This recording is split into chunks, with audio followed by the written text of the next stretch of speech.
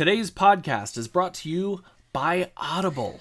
Guys, head over. Where? That's right. You guys said it right. You don't even need me. Okay, I'll say it. Head over to audibletrial.com/jumbled and get your free 30-day trial and a free audiobook. Do you not like free things? Everybody likes free things. Go get your free things and thank me later.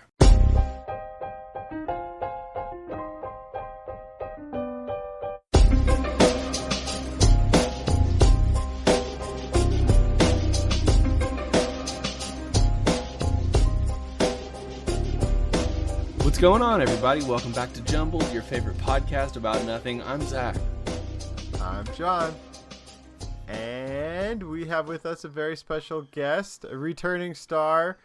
We're Jer. Welcome back on the podcast to tell us more about what's going on in the world around COVID-19.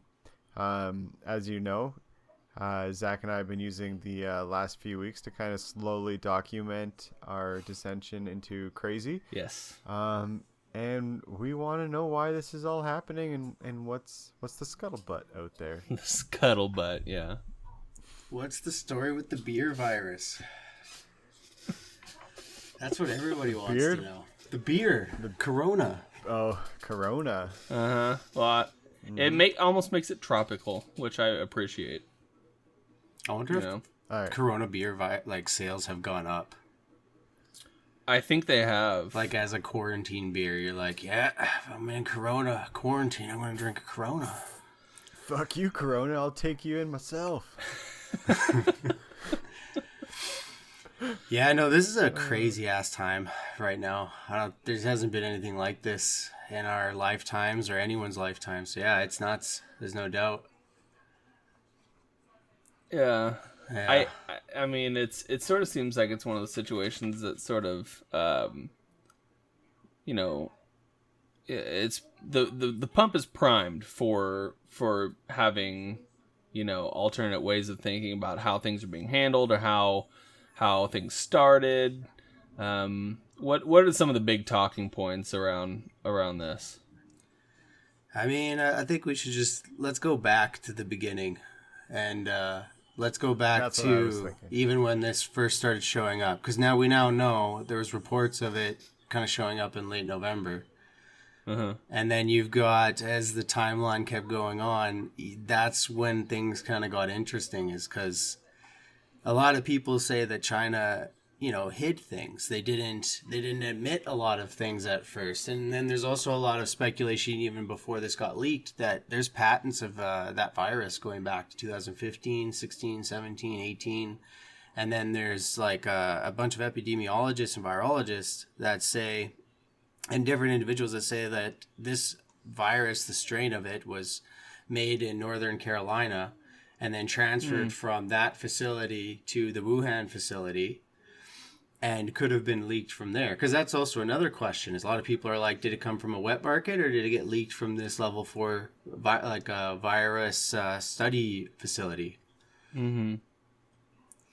And that's, there's a lot of speculation. There's a lot of other things around it. But, I mean, going back to the timeline again. So what's the mainstream media saying how it started? From a wet market. From bats from a wet market. Because explain wet market for me and our listeners me who as are well, also dumb like me. Yeah, a wet market. I will lump myself in there too. A wet market is a market where basically they sell animals. It's where you would see you see it in movies where there's just chickens just in open air temperature, skinned with their heads cut off, just hanging off a rope. Oh, okay. It's where you'd go to get cat and dog, bat, unorthodox things that if you were poor, these things would be much more affordable to you and easier to get but much riskier.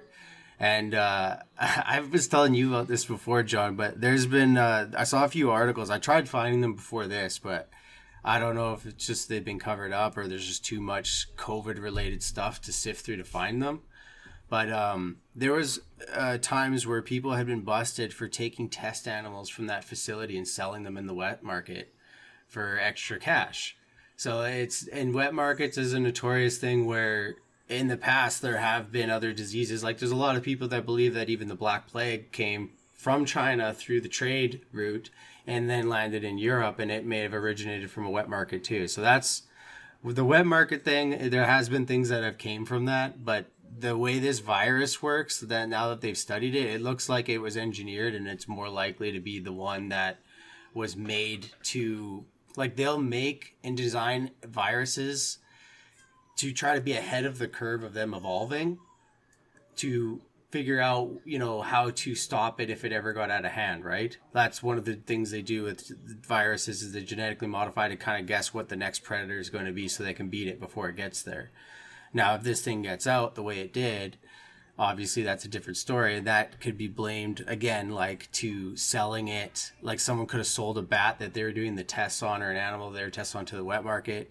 It could have been leaked from the facility from poor quality or safety standards.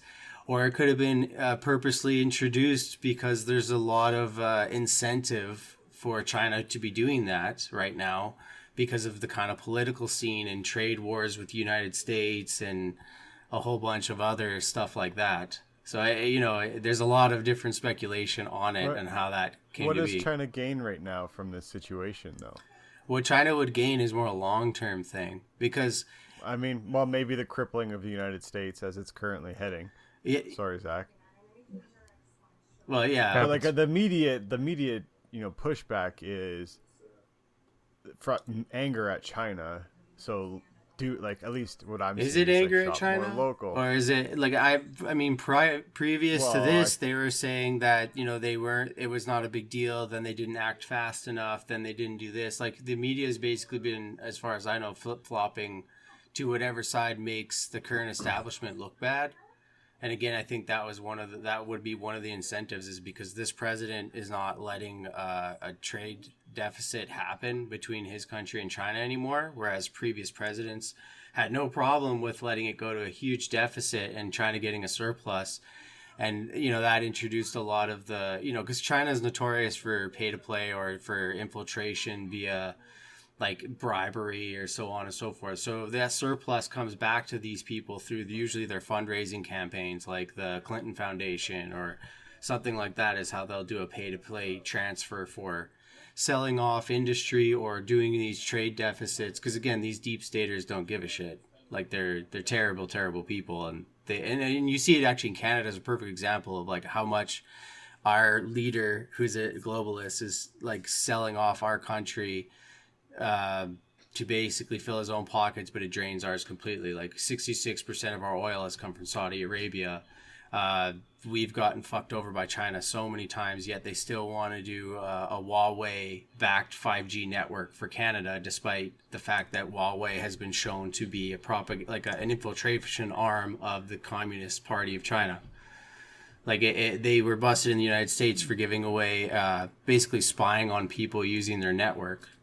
So it's like, why would you trust these people, yet we keep trusting them? And it's because they're so deeply infiltrated, and they don't want Donald Trump to win the next election. It would not benefit them. It would benefit them more if one of these other people, the deep staters, won, because then they could get back to getting their surplus. They could get back to taking the industry from the United States, bringing it to their own country. And they use that for leverage too. And they've proven it during this entire coronavirus thing, because they were withholding medication against the United States, medication that previous presidents had given that industry away to China, and now they're using it as ransom against them.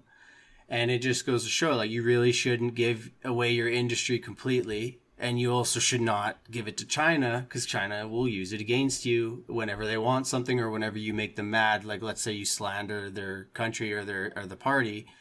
They're very eager to stop that. They're like, it's just like Chernobyl with the Soviet Union. They were very adamant in the beginning about making sure that the state still looked good. It was all about the image of the state. It was all about the image of the party. It cannot suffer a loss. And this is why I think China's also been lying about their numbers and everything else, is that, they're a communist country. Everything they do is a lie just about protecting the state. But it also... there is incentive for them to do this, like I said, for more long term. Also, a country like China can bounce back from something like this much easier than a democratic country, because these people don't have rights. Like, they have a social credit score system where if they don't meet the criteria for that, they can't buy plane tickets, they can't buy train tickets, they can't, they lose a lot of their rights and privileges if they don't adhere to what the CCP wants. So for them to push this force back into their economy and get it back going again is much easier for them to recover than for the economies that they're kind of upsetting with this.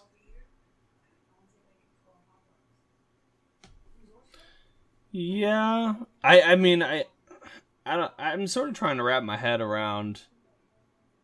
So you say they think it was originally developed in a laboratory in the States. No, it's not they think. There are patents for it that you can find. Like, there is patents for different variations of the coronavirus that have been modified. Like, that's not a... Sure. That's there have been other coronavirus strains, yeah. But this specific one you're talking about. Yeah, there's a doctor who was the head of that. I wish I could remember her name. I think I know who you're talking about. And she's been getting some heat from the online community. Her address and stuff has been leaked, and she's had death threats and stuff like that. I don't know if she lives in the U.S. right now. As far as I know, she went to Wuhan with the virus, and she had connections to the CCP as well. But that apparently didn't raise any flags. Also, with the funding and the Wuhan facility and stuff like that, there is funding from like Bill Gates and the Open Source Society, which raises flags immediately, because Bill Gates is one of the ones that has been associated with Epstein, and just recently had that Microsoft Marina Abramovich, the woman who is been talked a lot about being like a satanic witch or priestess who did all the spear cooking and stuff. So she just had her ad on Microsoft that had to get pulled because so many people were calling it out and flaming for it and being like, you're not even trying to hide the fact that, you guys are in on this and working together with trying to produce these vaccines and all this stuff to basically move their agenda forward through this pandemic. So what does Microsoft get out of these vaccines? Well, Bill Gates has always been a huge advocate of vaccines for a long time. He's got the Bill and Melinda Gates Foundation. Yeah, I know that, but like, why are we what is the nefarious intention behind the vaccines?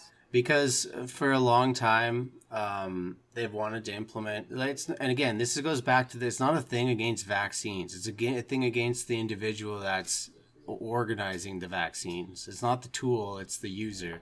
Bill Gates has gone on these expeditions to Africa to use as a testing ground for his vaccines, and it's had really, really, like, there's again documentaries on this, but there's really bad effects that it has on the population as time goes on, because these things are not properly tested. They have really bad side effects. They've been found to have like formaldehyde and metals and different things in them that really are not good for your system. And this guy wants to push mandatory vaccines because, again, this is a part of this deep state agenda to basically poison the population and to control them. He wants to do the whole like microchipping thing where everyone has a microchip that dictates whether you can buy or sell something. It's basically like a credit card attached to your body. And that's the future that they kind of want. I mean, as a guy who constantly is losing his wallet like multiple times a day, I'm not upset about the idea of a credit card attached to my hand. No, I get what you mean, but again, it's who it's coming from. Like, this individual has been with Epstein multiple times, who's a prolific child trafficker, as well as Prince Andrew. Like, look at the crowd that he hangs out with, Trudeau, Clinton's. Like, I wouldn't trust a guy to go near me with the people he's surrounded with to give me a vaccine. And for him to come out and say like, oh, we need mandatory vaccines. Who the fuck is Bill Gates to go around telling the world they need mandatory vaccines before they can go back to work? Why is he an authority of this, and why is he be given the stage to be such? And again, it's like you have the media propping this up too and supporting him, despite the fact that he put a spirit cooking satanic witch on an ad for Microsoft. Like they're not even trying to be secretive about it at this point. It just feels arrogant. So this is the first I've heard about this this witch that you're talking about. What's that? What's that about? I brought her up that before. Caught my ear. I brought her up before in previous episodes, I believe, but she for a long time in the conspiracy theory community, if you want to call it that, or the truth seeker, whatever you want to call it, just in the same as you've heard a lot of people call it Epstein long before he got arrested and before his house got raided and all that stuff, they've called out, Tony Podesta, Marina Abramovic, and all these people for participating in satanic rituals, and one of them spirit cooking. And there's a lot of pictures and art that she does. Like her art is very grotesque and very weird and gothic. And it's also, she's just a very strange character too. And a lot of celebrities speak very highly of her. Like apparently she tutored Lady Gaga somehow, and what, I don't know. But Lady Gaga speaks very highly of her. There's emails referencing her when the WikiLeaks thing happened between Hillary Clinton, talking very highly of her. So it's like, why does this woman have such high regard with these individuals that are so far, like, you know what I mean? You've got these A-list celebrities and top politicians kissing this woman's ass. Why is that? Like, what's the deal with that? And then now you've got her, she has her own campaign for Microsoft that, again, I think you can go and look and pull it up. It's not that old. It was only maybe done within a month ago.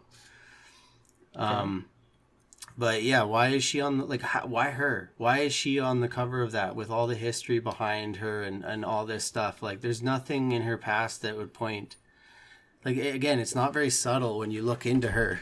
Like they don't really try to hide it that much. Okay. I do agree with your point of, why have we made Bill Gates an authority on vaccinations? Like, why isn't it an epidemiologist? Yeah. Or, not Bill Gates. Like, I'm sure. I mean, he's a highly educated person, and I watched a documentary on him, how his brain works. I get that. To all the people, get it, but it's not his area of expertise. No, and again, his social circle is really a little bit concerning when you consider, like I brought up before, like the whole agenda. I mean, that stuff aside, I think in general, if people don't necessarily subscribe or buy into that part of the concern. Yeah. No, yeah. You should be able to agree that we shouldn't be there are better sources for an authority on vaccinations than Bill Gates. Yeah, it's like the same thing with Greta Thunberg talking about climate change. Like, she's not a doctor, she's not a scientist, she's a puppet. Like she's a propaganda piece. And again, like one thing that makes no sense, and not to confuse the two, but it's kind of another point, is she's going around this crusade. She even came to Alberta to do her thing there and all that. Why isn't she going to India and China? Especially China. She's never said a bad word about China once, and China is the biggest polluter in the entire world. Like, you could take India and China and put them together and take all the other countries combined, and they will not contribute more pollution than those two put together. Yet she will never say a bad word about China. It's like a propaganda horseshit media bullshit tactic just to sway people in the way that they want for their own benefit. Because there's a new documentary that came out actually about that whole Greenpeace movement. That's a separate topic, but it does really kind of show that a lot of the time when the narrative is being pushed one way, there's something else to it. There's some conflict of interest. Somebody's making money in a way you would not expect. There's some scandal going on usually with that stuff, and they really try to slap on a very virtuous, high moral grounded argument or like stance, so that people are very reluctant to be argumentative towards it. I mean, I often question and say that as well about Greta. Okay. So we believe the virus started in a lab, made its way to China. China, I think everyone agrees that China was lying. Whatever their motives were, we'll probably never truly know. But rest in peace, America. Hey, we're starting to flatten the curve, or so I saw earlier. And it's not like it's every state that's getting hammered. It's only a few states, and you know, and it like the curve is flattening quite a bit. And if you look at the whole numbers, because the numbers don't make any goddamn sense of why they shut the whole country down for this. Like if you take all the numbers, it's only like 0.0 something % of the entire population that's infected, and the death rate is even. When you look at that, it doesn't make sense. Aren't there like 26 million people in America infected? Let's have a gander. I don't know. Allie looks at a website every morning. And it just seems... And you guys have like 58,000 deaths? Well, globally, there's only 3.1 million infected. And then in the United States, there's 1 million infected. And they have a death rate of 5.8%. Yeah. I mean, it would still it's definitely been leveling off. I don't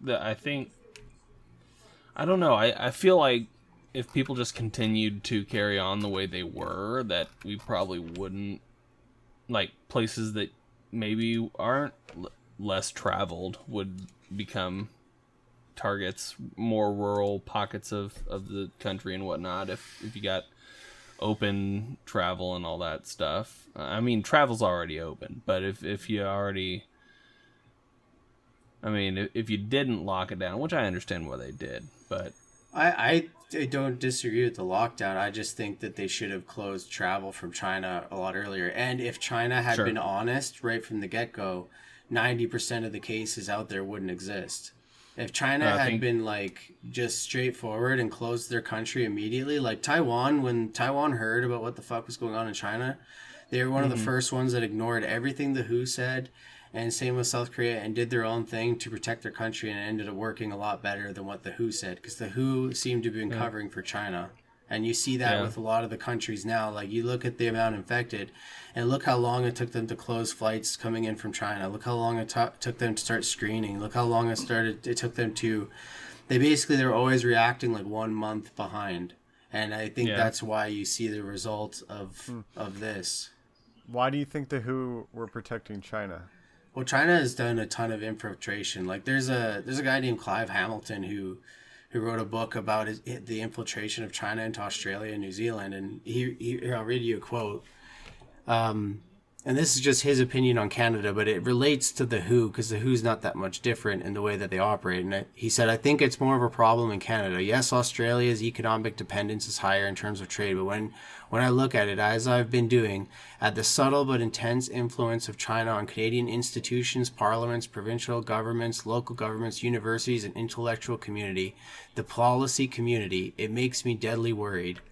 I've met some very well-informed Canadians who aren't sure Canada will be able to extricate itself from this situation. And this is kind of what China does. They infiltrate anything. So if the WHO's going to be the authority on the pandemic, they need to make sure that the WHO really praises, China. So doesn't the U.S. have representation on the WHO? They do. And now they're thinking about pulling out from funding the WHO because the WHO did such a shit job and really fucked them over. And the WHO is saying now, without their funding, that they may go bankrupt or something like that. Doesn't the U.S. have an unfilled representation seat on the WHO because Donald Trump is anti-WHO and has been threatening to pull out? I have no idea.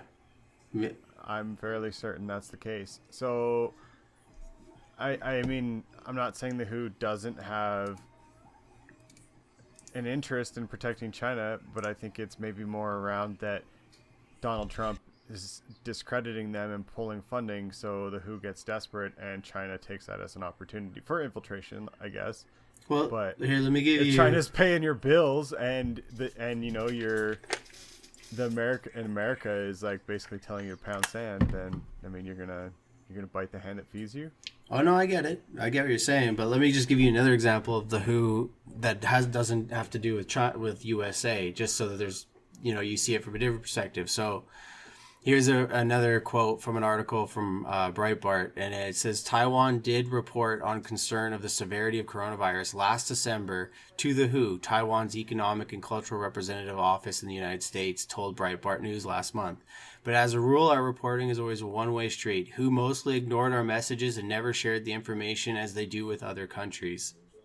Now, another quote from this is WHO Director General Tedros Adhanom, I'm not going to say his last name, it's too much, who is not a medical doctor, responded personally to Taiwan's statement regarding the discrimination against the country by the agency by claiming without evidence that Taipei had launched a campaign of racist invective against him for being Ethiopian.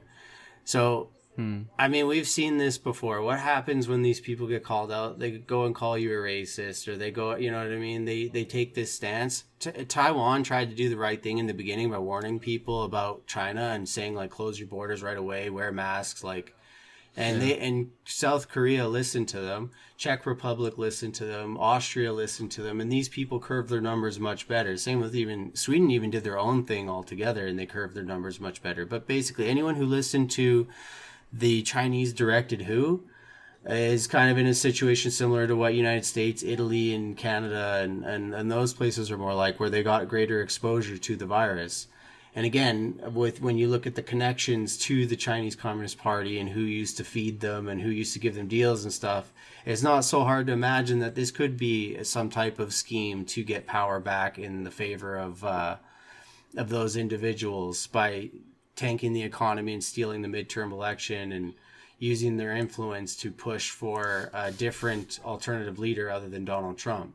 Because Donald Trump, again, is not letting them get away with this deficit or surplus bullshit. He wants a fair trade deal.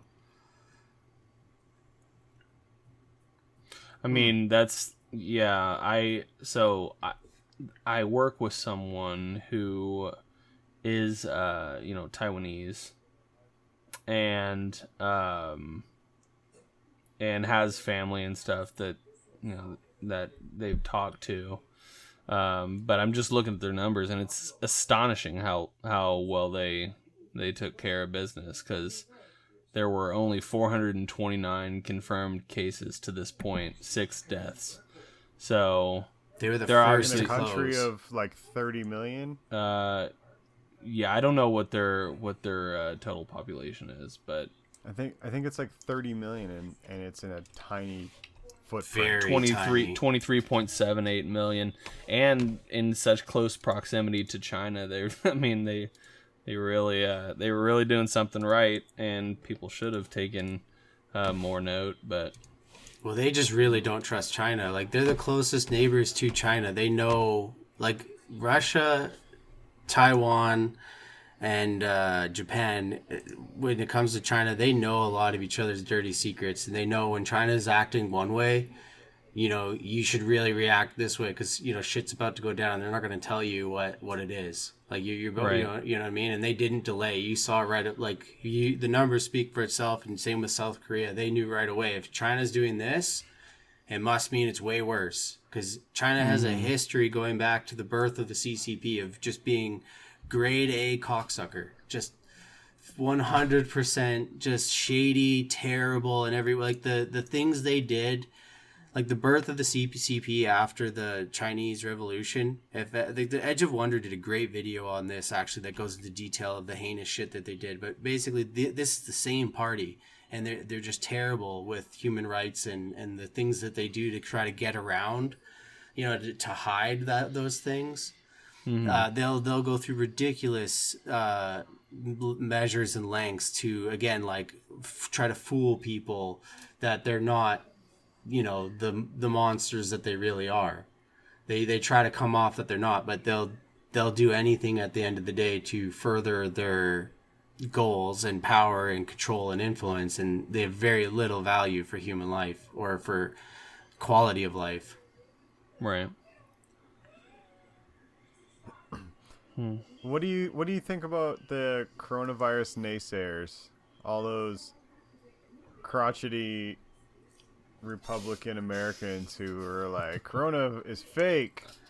Yeah, actually, that's a good time to get into that because I think you're kind of going towards the 5G stuff, right? Like Well, the that's the next question. Yeah. yeah, I've seen a lot of So we believe that coronavirus is real. oh yeah, yeah. I think it's Okay. real So for sure, but they now I want to address the people who think it's not, and then I want to get into well, more about why. I do want to say one thing before we move on, and I think this is important to talk about too, is that despite the fact that we're not arguing that coronavirus is real, there have been individuals from the medical community that have come forward about concern over the recording of the numbers of deaths from coronavirus because they've been attributing things that they don't actually definitively know if it was coronavirus related or not to a coronavirus death during this time, which has been kind of hyper. The numbers are kind of skewed now. It's kind of the opposite of China, where I think China was underselling it because like they ordered like 200,000 body bags from Taiwan, and you know what I mean, and they've been caught doing these mass burnings of graves and stuff like that. Like there's no way that in hell their death numbers are what they say it is. Not to mention I have an article here that shows that 21 million cell phone contracts were ended during the coronavirus in China. Like 21 million. That's almost the population of Taiwan. And actually, I'll read you a quote real quick from that too. It says the digitization. I think I butchered that again, but you get what I mean. That level is very high in China. People can't survive without a cell phone. Tang Yuan, U.S.-based Chinese affairs commentator, told the Epoch Times on March 21st. Dealing with the government for pensions and social security, buying train tickets, shopping, no matter what the people do, they are required to use a cell phone. The Chinese regime requires all Chinese to use their cell phones to generate a health code. Only with a green health code are Chinese allowed to move in China now. It is impossible for a person to cancel his cell phone. And yet you have 21 million cell phone accounts that were closed during the time of this. So again, I think China was lying greatly about their numbers. Yeah, I mean that's a like a statistics and marketing philosophy or question, right? Like when you say we're counting corona related deaths, so the related is that variance, right? Mm-hmm. I think most people would hear that or would interpret that as like corona symptom related death. So a symptom of corona caused a complication so severe that the person died. But I know some places are talking corona related as in due to the strain in healthcare, people aren't getting treatment in the same amount of time and are now dying from things that they normally wouldn't have died from if corona wasn't such a big issue. Yeah. So it was more of like healthcare related deaths, not necessarily caused by coronavirus, right? And I think that's one way of definitely looking at it too. I don't think there's a right or a wrong. Well, there's no doubt that people are lying in some ways and inflating in other ways, right? Yeah. Like there's going to be two sides to every story. But yeah, and I mean, I think there's a lot of factors that go into that too. Like, I mean, you look at Italy. One thing that Italy and I think China have a lot in common is how congested some of the living areas are, and how that would make the spread much more rampant, especially in China. And then you also look at the smog level in China. You look at the rate of how many people smoke, like 50% of males smoke, and I think it's like 40% of females. Those are all huge effects that would definitely tip the scale on your death rate being higher or lower. And then you come to the West and, you still have issues of obesity and smoking, especially in the United States. There's so many people that have high obesity. But again, people are more spread out. Like there's a lot of factors that I think that you could talk about that would, both be for and against why the death rate should be lower or higher, or the infection rate could be lower or higher. And again, like even with counting it, like you said, yeah, if someone dies because they couldn't get access to a doctor because of the coronavirus right now, but they didn't die of coronavirus, but maybe they died of a car accident, is it a coronavirus related death? Yeah, it kind of is. Like, that person wouldn't have died under normal circumstances had it not been for the pandemic. So. But then how do you attribute, like, that wouldn't you can't add that in a statistic for the kill rate of a virus. Well, no, not in the kill rate of a virus, but you could add it in as a statistic that's towards what I think is the issue. If these counters are taking, I agree with you. Yeah, different interpreted data, right? Yeah, and I think you could categorize it two different ways, but I get what you mean. Like, they shouldn't be adding it towards the count of confirmed and death rates. But you could go back after and you could look at all like the suicides that are going to be caused from the economic downturn. You could look at all the deaths that are going to be caused from people who are cancer patients that have had their treatments pushed back because of this. You could take all those deaths at the end and contribute them to coronavirus related like deaths, but they're not exactly like infections and death rate, but they are a result of like the cure and what had to be done, because some people argue that the cure is going to be worse in death rate and death toll than the virus itself. All right, let's stop to take a second to talk about the sponsor for this and every week of Jumbled. That would be our buddies over at Audible. You guys know them, you guys love them. They offer premium audiobooks to the interwebs. And if you are part of the interwebs, which you are, because we don't ship out physical media with our audio on it, right? Head over to audibletrial.com/jumbled and get a free audiobook, guys. It's really that easy. All you got to do is just go to that website, start your free trial, grab that free audiobook.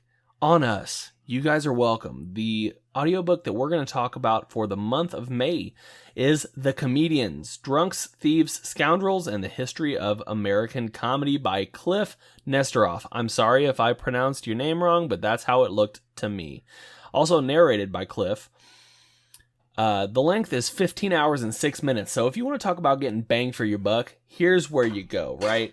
You go to audibletrial.com/jumbled and you get The Comedians by Cliff Nesteroff. Quick summary of this book. Here we go. In The Comedians, comedy historian Cliff Nesteroff brings to life a century of American comedy with real-life characters, forgotten stars, mainstream heroes, and counterculture iconoclasts. That's a hard word to say. Based on over 200 original interviews and extensive archival research, Nesteroff's groundbreaking work is a narrative exploration of the way comedians have reflected, shaped, and changed American culture over the past 100 years. Guys, that's gonna be it. There's more to the summary, but I'm not gonna read all of it. I'm going to leave that one up to you guys. I would recommend The Comedians by Cliff Nesteroff. But if you guys want to listen to something else, they have so many different audiobooks in so many different categories. You guys are going to find something that you're going to enjoy, and that is a Jumbled and Audible guarantee. So again, head over to audibletrial.com/jumbled and pick up that free audiobook. We thank you. We thank Audible. And let's get back to the podcast. This is going to be I Am Legend. I'm calling it right now. This is exactly what happened in the movie, not the book. In the movie. Yeah. I'm a big fan of the book, as our loyal listeners will know. The movie was okay, but took a lot of creative liberties, which we won't discuss right now. Zach doesn't want me to get on that soapbox again. We've already gone through that, yeah. But it does make you think sometimes. I want to say first and foremost, we're doing a lot of speculation and talk about the stuff. I think it's very important, just as a person, to take precaution to be safe. I don't want to spread misinformation or say, hey, you don't have to be concerned. I think in this point in time you should be practicing social distancing and safe practices. Follow the recommended guidelines of your local community. I don't want to catch flack for for speculating, and then don't give advice. Just tell them where to go to find it. Right. I'm number one. We haven't given anyone advice though. We haven't told anyone like, oh yeah, you're fine. Go out there and see everybody in your social circle and hug them.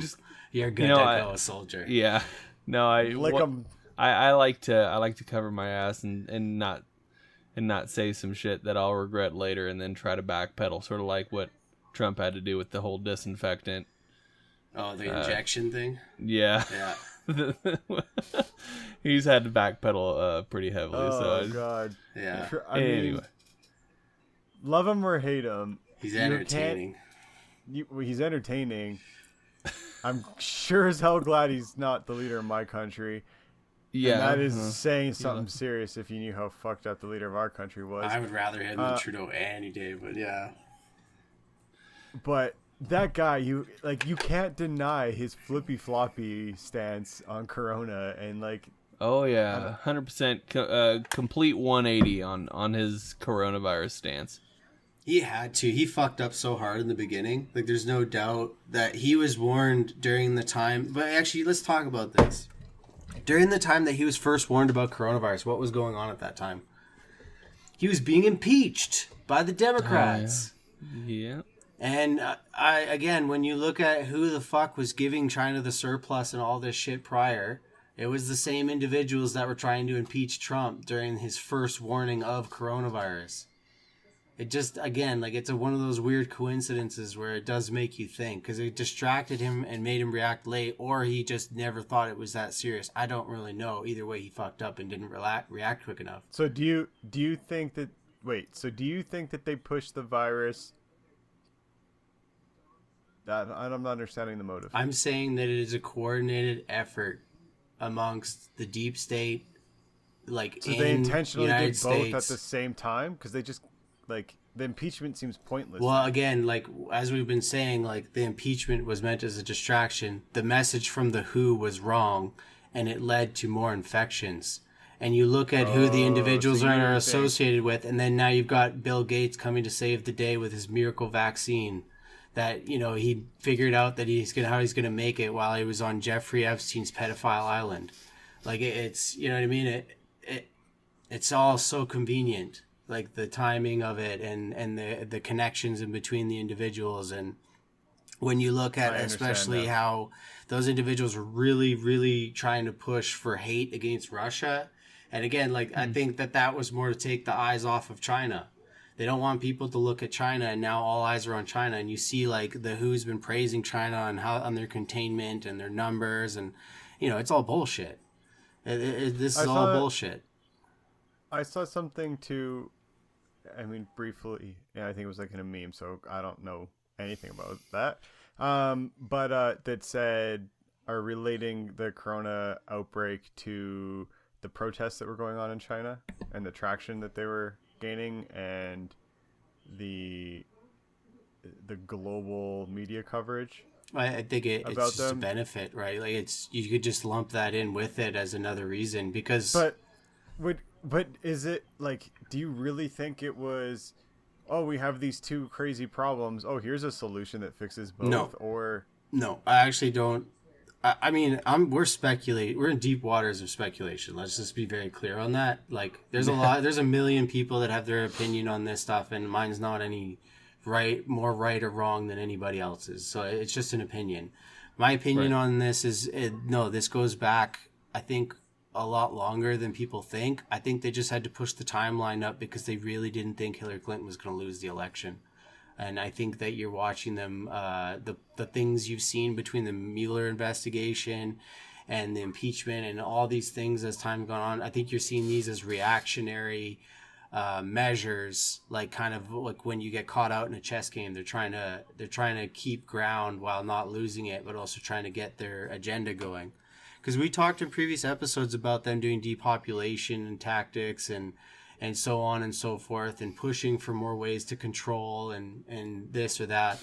And, you know, I feel like this is more of the same. Again, like they want you to be under as much financial stress. They want you to be as distracted and as fearful as possible because it makes it easier for, let's say Trump does lose the election and someone comes along that wants to offer socialism or communism where they'll just pay for everything. You don't have that stress of money anymore, but all you have to do is sign over your rights and freedoms. It looks more appealing when you're, you know, in shitloads of debt. The economy looks like crap.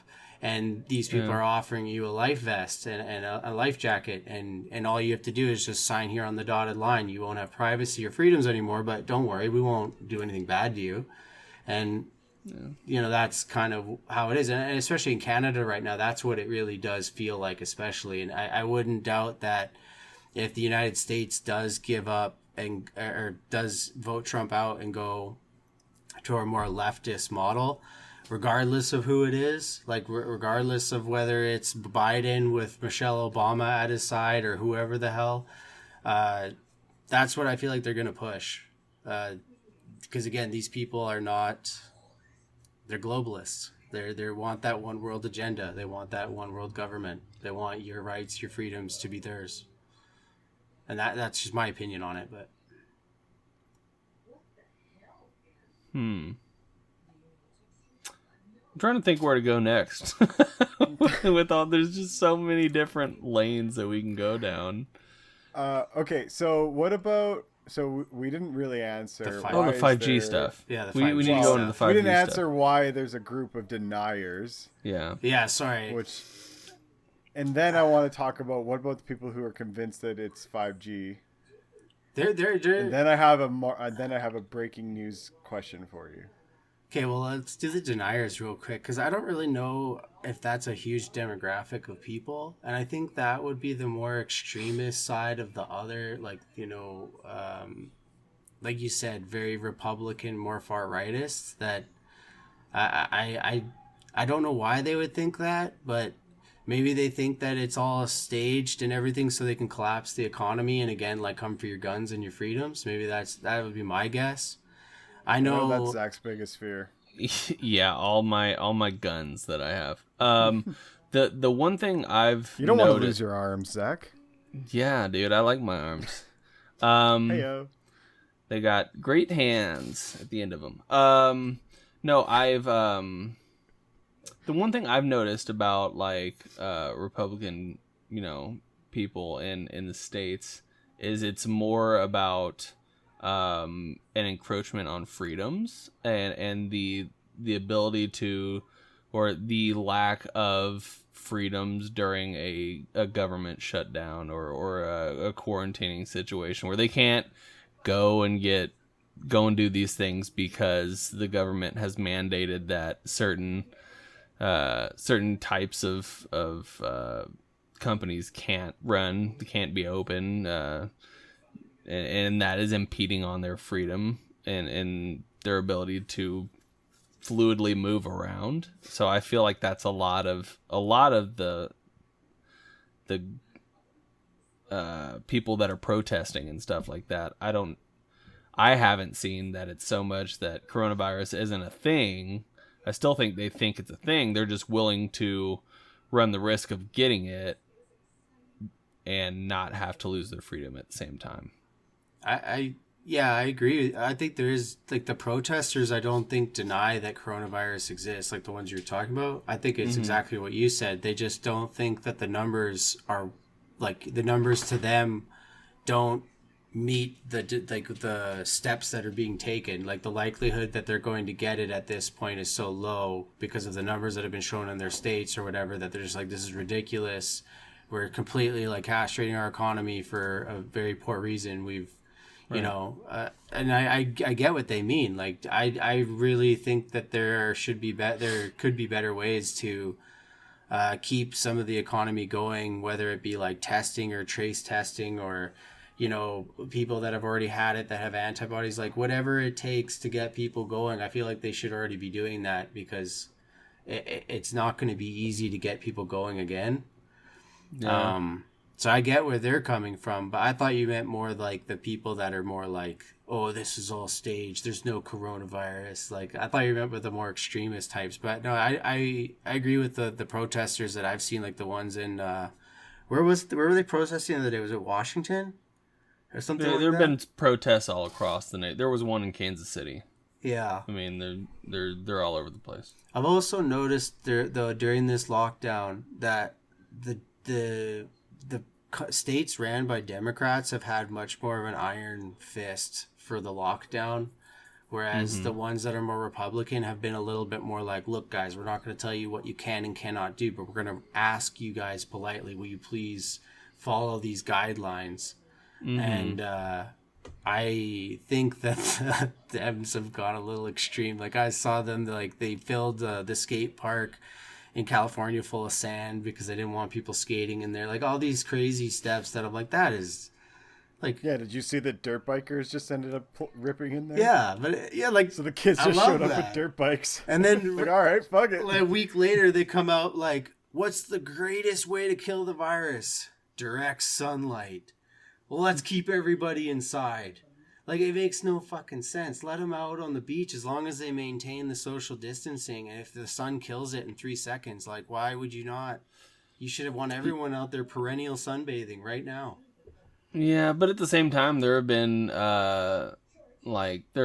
certain states that have been late to the game, like Georgia and things like that, who are late to the game. In Florida, yeah. So the sun theory doesn't make sense. Although if they could do it with social distancing, maybe the sun theory would make sense. But in a regular, I don't think it's a theory. A pre-COVID normal setting, Florida spring break is proof that the sun won't protect you from coronavirus. Yeah. Well, why do you say that though? Like, was there a huge spike? Because there's been a huge outbreaks in Florida, all related to partying on the beach.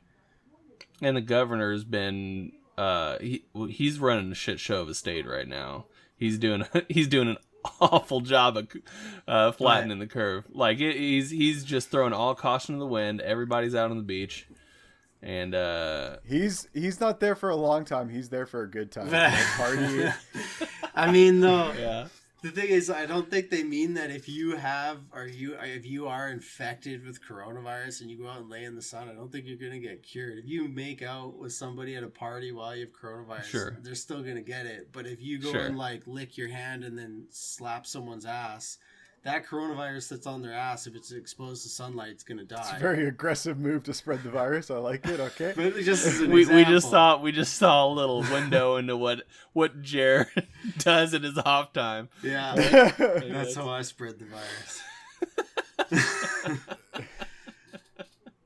But just as an example, you get what I mean. But yeah, you can still spread it through the exchange of bodily fluids that was probably going on at those spring break parties. Yeah.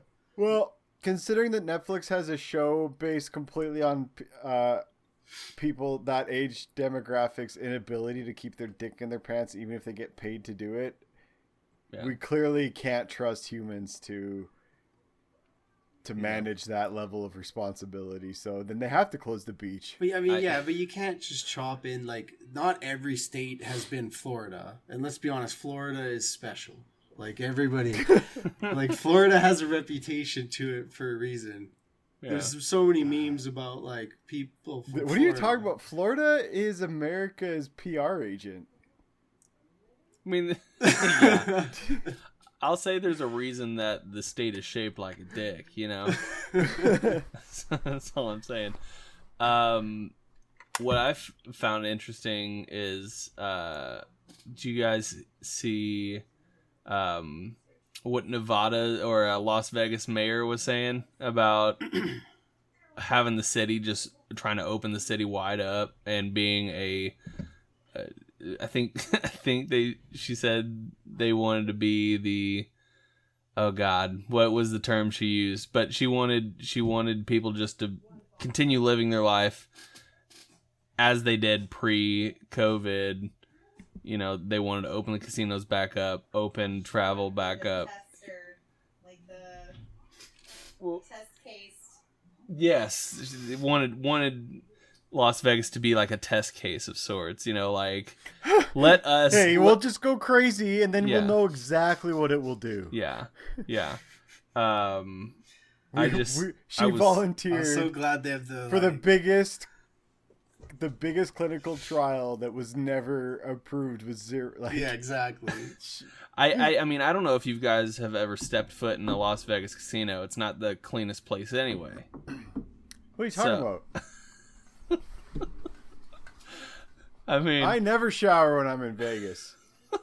Not alone. Not alone. Jer knows. Yeah.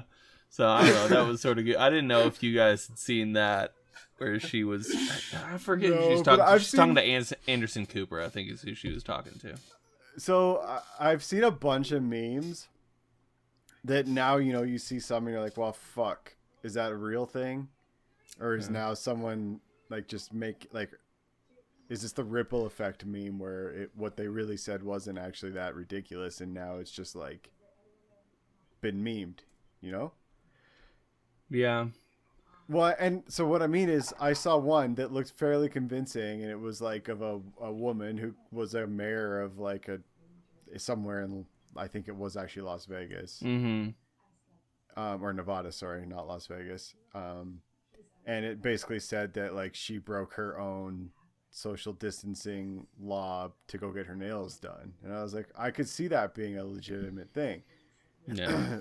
But it also could not be. And then like scrolling a few pages later, I saw the exact same meme with a different like caption of like contradiction, right? So I'm like, oh fuck, right. Well, did neither of these really happen? I don't know. There's a lot of if it was on Anderson Cooper, then I'd believe it. There's no doubt there's disinformation out there. Like, no, like it's this is the age of information, and it's kind of an information warfare.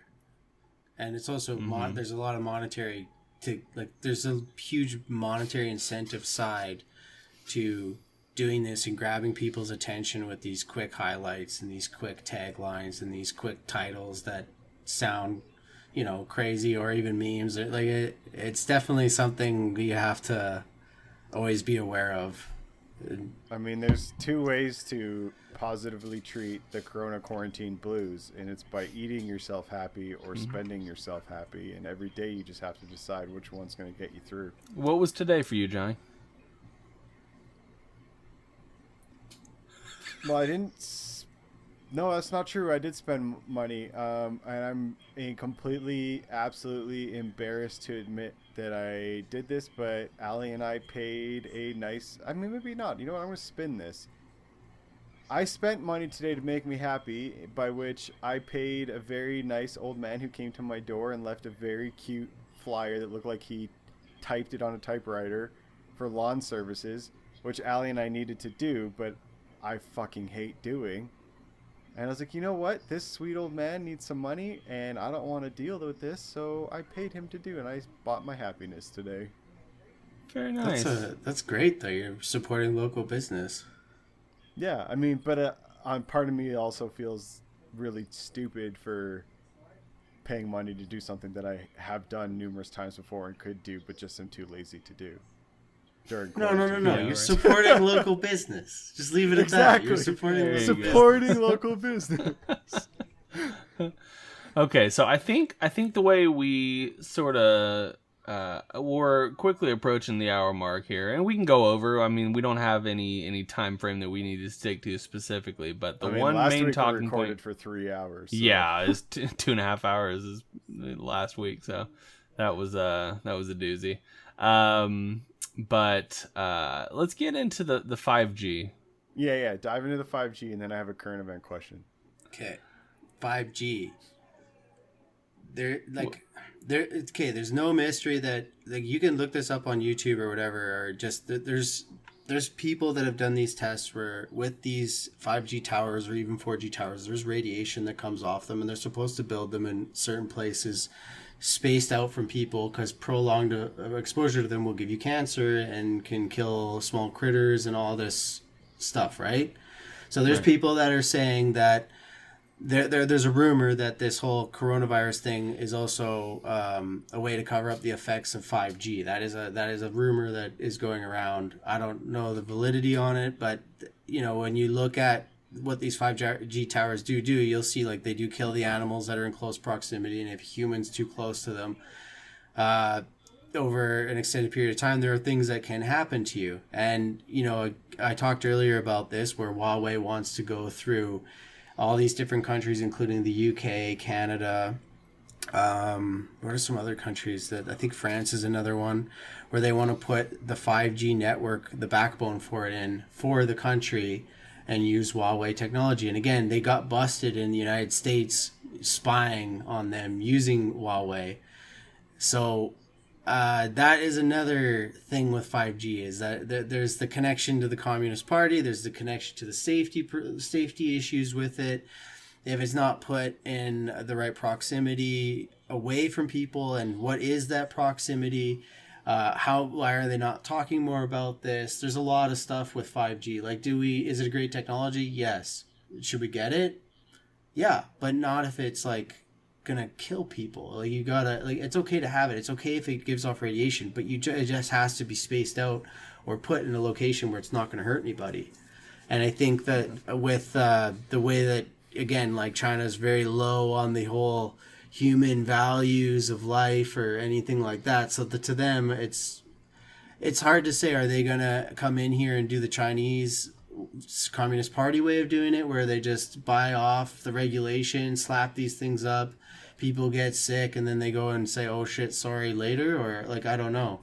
But yeah, that is another rumor about the whole 5G is being associated with coronavirus, because there was videos and stuff earlier when before the virus had really hit mainstream, like in January and stuff, of Chinese people just dropping face first on the streets. And that's almost what you'll see like animals do when they're around a 5G tower. They'll just be flying and all of a sudden just drop right out of the sky, or squirrels will be found dead on the ground close by them. And yeah. I mean, that happens in windmills too, right? Like, there's a lot of different... Yeah, again, it's a proximity thing, right? Like, yeah. It's fine as long as it's put in a safe proximity. Here's I don't know if I want to say where I'm struggling, but so China had... So there were 3 problems that coronavirus solved. Trump's impeachment. Well, Trump in general. Trump in general. That's the whole... Yeah, sorry, Trump in general. Yeah. The protests going on in China, and a cover-up of the physical harm caused by 5G. I mean, that's the ones that we talked about, but that's not... Okay. Like, but personally for me... We've identified 3. Yeah, but I wouldn't say it just ends at 3. Again, I would say this goes back... Like, me personally, I think... Well, it's like what I said. I think this goes back to an agenda that goes back a lot longer. That they had to bump up the agenda and the timeline because of the interference from Trump and because Clinton didn't win. I think this is something that was always going to go. China did this because they were pissed off that Trump was playing hardball with them and weren't getting money from the U.S. Yeah, and you know, I could see one way with after this really blowing up. So they got super lucky that they just had to have this virus, and these 3 related and extremely damaging events needed to be covered up at the same time. I mean, if it wasn't the virus, I think it would have been something else. Honestly, I don't think I don't put too much focus on the what. So they lucked out with the virus, or it was intentional? No, I don't. Again, I don't really worry about the semantic what. I just think it's like they have many plays that they could pull out of the book if they wanted to, and it just happened to be this one. And you know, to go back actually to something very weird about this being predestined, you know, let me find the article actually. Where is it? So you know our chief public health officer, Theresa Tam, John, in Canada. Mm-hmm. So she was in a documentary in 2010, an epidemic documentary, where she talks about putting on tracking bracelets, mandatory vaccines, and so on and so forth. And there's a lot of people that have speculated that she works for China because she's been such a huge advocate of the WHO. And mind you, like, I'll link it if you want, and you can look at it in Skype. But this is just one example of many of, like, if you go back in time, you can go back in certain timelines, you'll see Bill Gates talking about this stuff. You see people just doing this mouthpiecing, you know, talking about it almost before it's kind of going down now. And same thing with even Dr. Fauci and Dr. Birx that have been helping Trump. They've had issues brought up against them with the AIDS, the HIV testing, and the ethics of that. Like, these people, again, like, I feel like this was something that I wouldn't put it past them that this was a premeditated thing. And again, they bumped up the timeline. And you could say that, you know, it was the Hong Kong thing. It was this. I don't I don't really. There's a lot of reasons. Again, you could do it, but like the Hong Kong thing is not much different than the yellow vest protest going on in France. There's a bigger fight going on between the globalists that want this more China-like totalitarian control, and individuals that see it coming and don't want it to happen. And you could What's going on with the yellow vest protest? Like that kind of just disappeared. Well, that's one of the benefits to the virus again. Like no, but I mean pre-virus. I feel like 2020, like December, January, and February, I didn't really hear much about them. Well, it's no that I recall. They were still going on, but it's not much different. Like, look how long the Hong Kong protests were going on for a year. The yellow vest protests were not much different. Like they are still going on. It's just the media doesn't want to bring attention to it. It's the same thing with when Spain was going through their Catalina referendum. They don't want to bring too much attention to it. They don't want people to see that there's a large group of people that are not content with the way that these elitists are operating their country, or the globalist infiltration that has happened to their country. All right. So I want to wrap this up with a current event question that, at least current event to me, it's probably maybe old news to you, but I saw something today briefly about there being released UFO confirmation photos or videos from the Pentagon. Yeah. I saw that the other day too. That's more of that Tom DeLonge horse shit. So there's a lot of child trafficking busts going on. There's just another one in Ukraine that had to do with a baby trafficking ring that was being ran by the Chinese. Again, this is a thing to cover up from other things that are going on. There's been a lot of... while this coronavirus thing has been going on, there's been a lot of speculation that there's been raids, subterranean raids going on, and they've been rescuing individuals from trafficking rings and so on and so forth. So a few of the evidence that goes towards that is that in the last 2 years, they've trained, I think it was like 25 out of 28 brigades towards subterranean combat for the military, and that is confirmed. They've raided different areas. There's been different like pictures kind of put up where you see on these hospital ships, they believe that there's overflow of those individuals going onto those ships. And there's been different individuals that have kind of said, like, yes, there is something going on. Can't talk much about it now. But there's multiple people who have said that they have been busting some of these rings and rescuing people during this time that everything's kind of been under lockdown. I believe that they're still building a case towards coming after these people using human trafficking as the main catalyst, like in the long run. I don't think that's stopping anything. And the last time we talked, I talked about the Durham report coming out around this time. And it was supposed to be released around this time. It had not been for the COVID-19 stuff, which would have, from what I've been reading and with the indictments and everything, they've still been going up. They've still, the investigation has still been going on, and AG Barr, like the Attorney General Barr, has talked about it on multiple occasions and how widespread it is and how the implications are absolutely massive. So this is something that's still going on that, again, like another incentive for this coronavirus is to hinder this, because once that genie's out of the bottle, I don't, like from what they're talking about, the people that have been rescued is really bad. And speaking of this, there's a documentary that just came out recently called Out of the Shadows. I would highly recommend everybody go and watch it. It is amazing. It has been done by a guy who was a former stuntman and stunt director in Hollywood. So it's very high quality, and he puts it up for free. So if you just go to their website, Out of Shadows, you can watch that, and it's very powerful, and it kind of touches on a lot of this stuff. Survivors of this stuff and the implications of it and how rampant it is. So the alien footage you said is just fake garbage that they're just trying to use to distract from Tom DeLonge. It's that Tom DeLonge Podesta bullshit to distract from what I just told you about the trafficking. It's really just to distract from the trafficking, and it's not going to go anywhere. It's a carrot on a stick. It's not the time to worry about that stuff. Like we know, like anyone, like we know enough now to know that there are extraterrestrials. Like there's been enough evidence that's come out from the government now that, yeah, we know. But also like what was brought up and unacknowledged, they do, and also what I've been talking about with this long-term timeline agenda they have, there's that alien false flag that they still are building the stage for. That's still part of that same timeline that this depopulation and all this stuff is supposedly a part of, right? Like, whether you want to buy in or indulge it, you're starting to see more of the plays come out, but they're sloppy because they've been pushed up ahead of time. And again, they didn't expect Hillary Clinton to lose. That's some Watchmen level shit right there. Yep. I just got word that J-Rod's going to come visit you tonight, Jer, so. He's welcome anytime, as long as... be on your toes.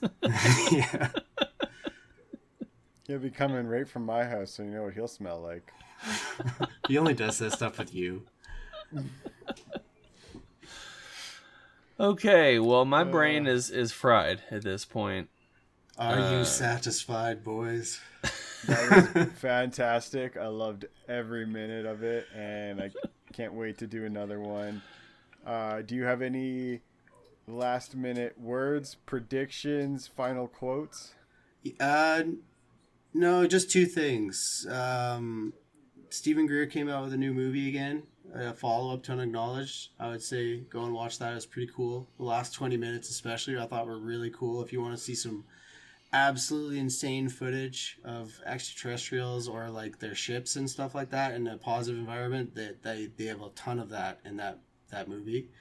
And then that Out of the Shadows movie, I would highly recommend people go and check that out, because it's just really, really well done.